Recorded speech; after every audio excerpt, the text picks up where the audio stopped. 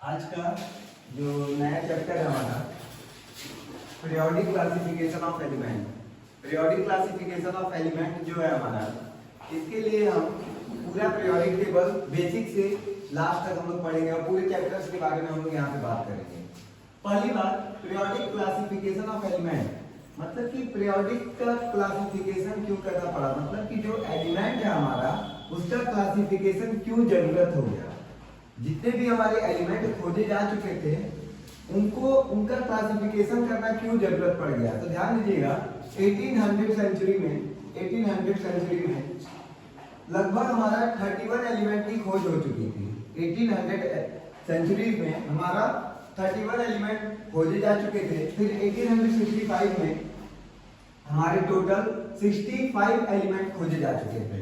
तो एलिमेंट्स को अलग अलग पढ़ना बहुत टफ था। एलिमेंट्स को अलग अलग पढ़ना टफ था, तो इनको एक पीरियड मतलब एक पीरियड में इसको अरेंज करके फिर पढ़ना आसान हो गया। तो इसलिए पीरियोडिक टेबल मतलब जो भी हमारे एलिमेंट है उसका क्या करना पड़ा, क्लासिफिकेशन करना पड़ा और उसको एक पीरियड में रख दिया गया, एक पीरियोडिक टेबल में डाल दिया गया। तो हमको क्यों इसकी नीड क्यों पड़ी एलिमेंट की क्लासिफिकेशन करने के लिए, क्योंकि अगर हम लोग क्लासिफिकेशन नहीं करते तो सारे एलिमेंट्स को अलग अलग पढ़ना बहुत टफ हो जाता है, अब बहुत ज्यादा चीजों को पढ़ना पड़ता है। तो सबसे पहले एक साइंटिस्ट आए डोब्राइनर, तो डोब्राइनर ने ट्रायर्स लॉ दिया। अब देखिए डोब्राइनर का ट्रायर्स लॉ से हम लोग आगे बढ़ते हैं। इन्होंने सबसे पहले डोब्राइनर ट्रायर्स लॉ, अब देखिए डोब्राइनर ट्रायर्स लॉ क्या होता है कि डोब्राइनर ने सबसे पहले ये वो वैज्ञानिक थे जिन्होंने एलिमेंट को तीन के क्रम में रखा, तीन के सीरीज में रखा। जितने भी ज्ञात एलिमेंट थे उसमें से बहुत सारे एलिमेंट को इन्होंने क्या किया, तीन के सीरीज में रखा। जैसे कि मान लेते हैं सोडियम, पोटेशियम एंड रुबिडियम, या ऐसे बात कर सकते हैं लिथियम, सोडियम एंड पोटेशियम को इन्होंने एक ग्रुप में रखा। और इन्होंने किस बेसिस पे रखा, तो इन्होंने एटॉमिक वेट के एवरेज के क्रम में रखा। मतलब इन्होंने जब इसके बारे में अध्ययन किया, एलिमेंट्स के बारे में पढ़ाई की, तो इन्होंने देखा कि जो लिथियम का जितना एटॉमिक मास है, एटॉमिक वेट इसका 7 होता है, इसका होता है 23 और इसका होता है 39। तो इन्होंने जब अध्ययन किया तो इन्होंने देखा कि इसका पहले वाले का एंड लास्ट वाले का जो एवरेज है वो हमारा बीच वाले के बराबर आ रहा है। ठीक है, जैसे कि बात करते हैं यहाँ पे, अगर हमारे कोई भी तीन है ए बी सी, इनको ट्रायर्स में अरेंज किया और देखा कि जो बी वाले का एटॉमिक मास है वो इन दोनों के एवरेज के बराबर है। मतलब क्या है, बी का जो atomic weight of B equals to A plus C/2। अब यहाँ पे प्रूफ करके दिखाते हैं। और ये एग्जैक्टली बराबर आ जा रहा था या तो अप्रॉक्स बराबर आ रहा था, ऐसा नहीं है कि पूरा बराबर, एग्जैक्टली बराबर किसी केस में आ रहा था और किसी केस में लगभग बराबर आ रहा था, अप्रॉक्स बराबर। जैसे कि देखिए लिथियम और इसका देखिए 7 + 39/2 कितना हो गया हमारा, दोनों को ऐड करेंगे 46/2 तो हमारा आ गया 43। तो ये तो लगभग क्या हो गया, पूरा एग्जैक्टली बराबर आ गया। तो एटॉमिक वेट डोब्राइनर का ट्रायर्स लॉ जो था वो एटॉमिक वेट के हिसाब से दिया गया था, और पहले और तीसरे का जो एवरेज था वो दूसरे के क्या हो रहा था, बीच वाले के बराबर था। और इन्होंने जब रखा तो इन्होंने एक बात ध्यान दी कि इनकी जो प्रॉपर्टी है, फिजिकल या केमिकल प्रॉपर्टी है, ये पीरियोडिसिटी दिखा रही है।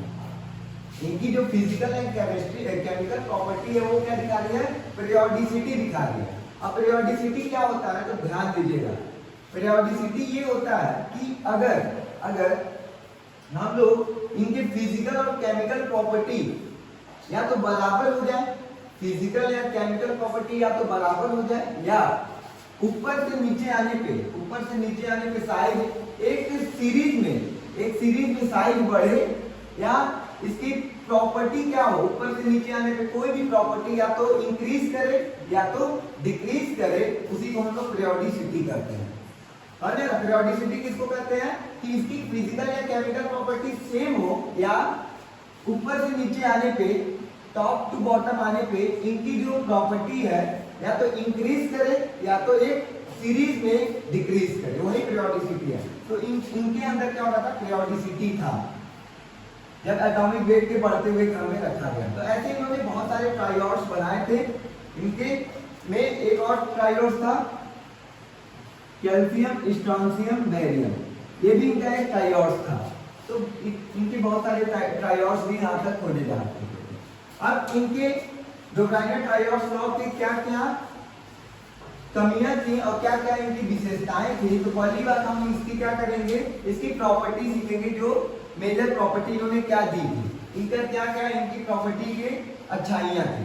तो ध्यान दीजिएगा, इनका जो लॉ था क्यों सक्सेस थोड़ा सा हुआ, क्योंकि डोब्राइनर ट्रायोड्स लॉ था पहली बार किसी साइंटिस्ट ने एलिमेंट्स को एक पीरियड में 3-3 के क्रम में रखा था। और इससे पहले कोई साइंटिस्ट सोचा ही नहीं था कि इसको 3-3 के लॉ में रखा जाए। तो पहली बार किसी साइंटिस्ट ने इनको ये क्या किया, इस एलिमेंट्स को 3 ट्रायोड्स के क्रम में रखा, इसलिए इनका लॉ क्या है, सक्सेस। और कुछ केसेस में ये क्या था, सत्य भी था, और मैक्सिमम केस में ये क्या था, लगभग बराबर आ जा रहा था या एग्जैक्टली बराबर, लगभग बराबर या एग्जैक्टली बराबर आ जा रहा था। अब इसके बाद इनके अंदर कमियां क्या थी, लिमिटेशन बोल सकते हैं। तो लिमिटेशन ध्यान दीजिएगा, और एक ये भी था क्लोरीन, ब्रोमीन, आयोडीन, ठीक है। इसके बारे में भी इन्होंने क्या किया था, इसको एक ट्रायोड से भी बनाया था, ठीक। तो ध्यान दीजिएगा, लिमिटेशन में क्या था, इन्होंने अपने जितने भी एलिमेंट खोजे जा चुके थे, सारे एलिमेंट्स को इन्होंने ट्रायोड्स नहीं बनाया था, सारे एलिमेंट्स को इन्होंने ट्रायोड्स नहीं बनाया था। तो पहला लिमिटेशन हो गया। दूसरा लिमिटेशन ये था कि जैसे जैसे और एलिमेंट्स की खोज हुई, इनका लॉ गलत होता गया। कैसे गलत हुआ, देखिए यहाँ पे जैसे फ्लोरीन की खोज हो गई, इसका एटॉमिक नंबर होता है 9 और एटॉमिक मास 17 बात करते हैं। क्लोरीन का हमारा होता है 35.5 होता है। ब्रोमीन का हमारा लगभग होता है 70 या 65 होता है। ब्रोमीन का 80 होता है, ब्रोमीन का 80 होता है। अब देखिए ये लॉ कहीं ना कहीं यहाँ पे गलत साबित हो गया। देखिए 70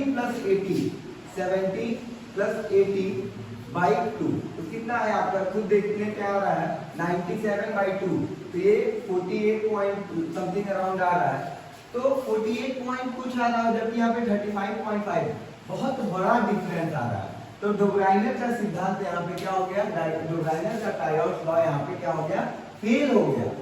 डोब्राइनर का लॉ यहाँ पे क्या हो गया, फेल हो गया, क्योंकि जैसे ही फ्लोरीन की जब खोज हुई तो क्या हुआ हमारा, इनका जब एवरेज एटॉमिक वेट का जब एवरेज लिया गया, तो ये लॉ क्या हो गया, फेल हो गया। इसलिए इनका भी लॉ यहाँ पे डीमेरिट हो गया। डीमेरिट मतलब कमियां निकल गई। अब इसके बाद हम नए लॉ पे चलते हैं, न्यूलैंड्स का अष्टक सिद्धांत हिंदी में बोलते हैं, ठीक है। न्यूलैंड्स का ऑक्टेट रूल या ऑक्टेट नियम, इसके ऊपर चलते हैं। ये यहाँ तक उतार लीजिएगा किताबों को समझ।